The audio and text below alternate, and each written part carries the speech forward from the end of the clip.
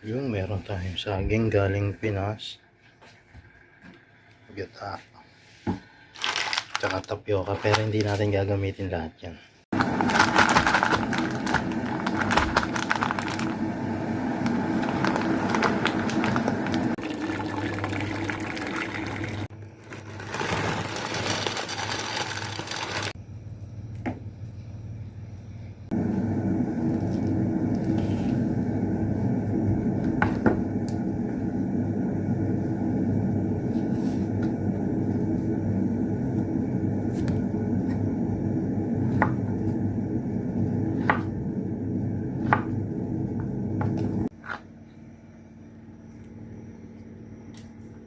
Alright, after a couple of times with we're adding some water, it's almost done. Now we'll put our banana plantain.